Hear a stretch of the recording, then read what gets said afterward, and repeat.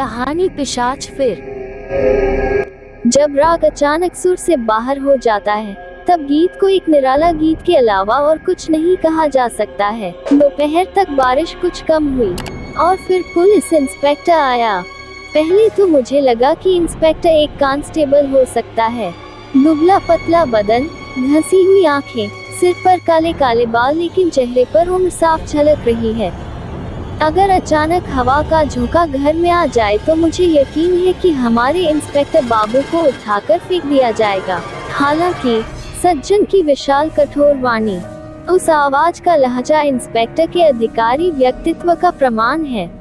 वैसे भी इंस्पेक्टर सीधे घर में गया और बोला, इस बागफल के जंगल में जो कुछ हो रहा है उसके लिए केवल कोलकाता से लोगों को लाने की जरूरत नहीं थी अनंत बाबू। हम इसे संभाल सकते हैं और उन वैम्पायरों में से कोई भी यहाँ नहीं है। ये शब्द कहते हुए इंस्पेक्टर मेरी तरफ देख रहा था।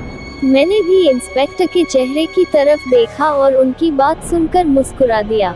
अनंत बाबू हड़बड़ी में आगे आए और बोले, देखो माधव बाबू, ये घटना बहुत दिनों से चल रही है। इंस्पेक्टर ने अनंत बाबू को रोका और कहा, मैं जानता हूँ, और जिस दिन से घटना शुरू हुई है हम जांच कर रहे हैं। एक पल के लिए भी आराम नहीं मिला। मैंने बस इतना कहा, जहाँ तक मैं जानता हूँ घटनाएं बहुत पहले शुरू हो गई थी। मुझे पुलिस के काम के बारे में कोई संदेह नहीं है, लेकिन मुझे आश्चर्य है कि इसमें इतना समय क्यों लग रहा है। इंस्पेक्टर ने मुझे गुस्से से देखा।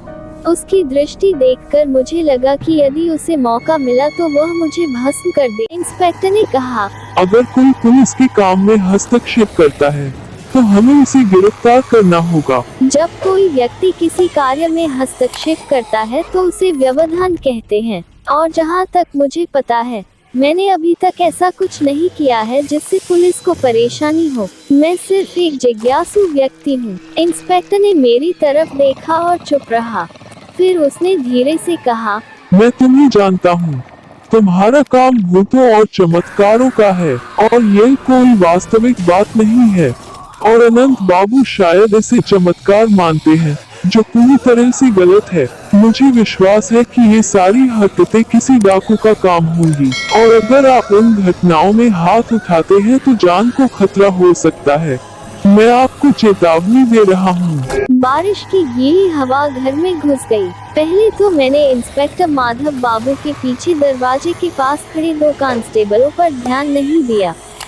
सिपाहियों ने एक बार मेरी ओर और फिर इंस्पेक्टर माधव बाबू की ओर देखा। मैं चुप रह गया। इंस्पेक्टर ने कहा, देखो अनंत बाबू, कृपया इन घटनाओं के बारे में कोई गलत विचार न रखें। दरोगा अचानक घर आए और अचानक चले गए। कितने ही लोग आकर मुझे रोक लें, मैं एक कदम भी नहीं बढ़ूंगा।